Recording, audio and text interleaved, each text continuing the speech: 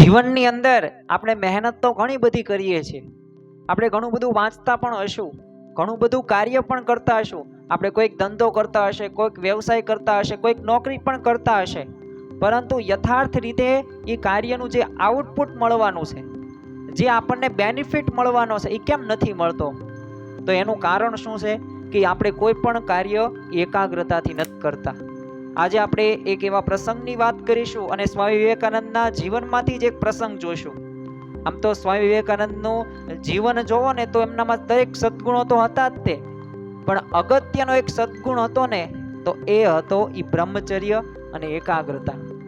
ઈ એકાગ્રતામાં શક્તિ કેટલી છે તો જ્યારે વિવેકાનંદ સ્વામી, આપણને પણ ખ્યાલ છે કે યુનોની અંદર એમને ઈ ભારતીય પ્રતિનિધિત્વ તરીકે તેઓ ગયા હતા અને એ 3 થી 4 મિનિટ સ્ટેન્ડિંગ ઓવેશન કર્યું. કારણ શું હતું?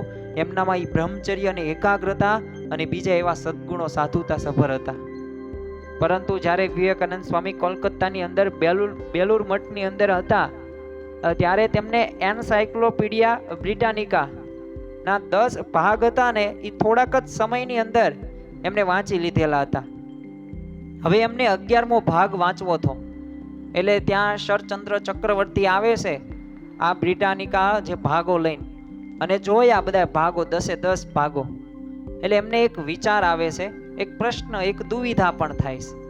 આ દુવિધા કઈ હતી કે આ વિવેકાનંદ સ્વામીને કીધું કે આ બધાય ગ્રંથો કે પુસ્તકો કેટલા બધાય જાડા ડળદાળ છે, આને વાંચતા આખું જીવન હેને વહી જાય તોય આ પુસ્તકો પૂરા ન થાય. ત્યારે સ્વામી વિવેકાનંદે કહ્યું કે મેં આ બ્રિટાનિકા જે છે ને સિરીઝ આખા 10 ભાગો મેં વાંચી નાખેલા છે. ત્યારે શરચંદ્ર ચક્રવર્તીએ કહ્યું તો હું તમને પ્રશ્નો પૂછું, તમને આવડે? વિવેકાનંદ સ્વામી કહે હા આવડે. અને 10 ભાગમાંથી અલગ અલગ ભાગોમાંથી અલગ અલગ પેજમાંથી એ પ્રશ્નો પૂછતા ગયા અને સ્વામી વિવેકાનંદ આમ ધાણી ફૂટે ને એવી રીતે જવાબો આપતા ગયા અને 100% જવાબો સાચા આપ્યા.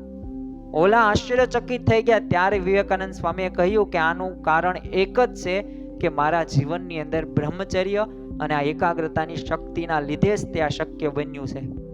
તો જો આપણે આવા પ્રસંગો ઉપરથી આપણને ખ્યાલ આવે કે એકાગ્રતા તો રાખી શકાય છે, પણ એના મૂળભૂત જે નિયમો છે, સિદ્ધાંતો છે, એ પ્રમાણે આપણે પાલન કરવું પડે. અમેરિકાની અંદર એમ્પાયર બિલ્ડિંગ આવેલું જે 100 માળનું છે.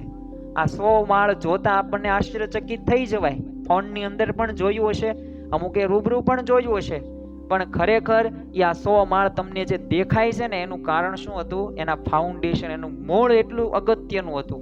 એમ આપણે કોઈ પણ જે તો મકાનની વાત થઈ, બિલ્ડિંગની વાત થઈ, પણ જીવનની અંદર તમારે કોઈ પણ ક્ષેત્રની અંદર આગળ વધવું હોય તો એકાગ્રતા જરૂરી છે.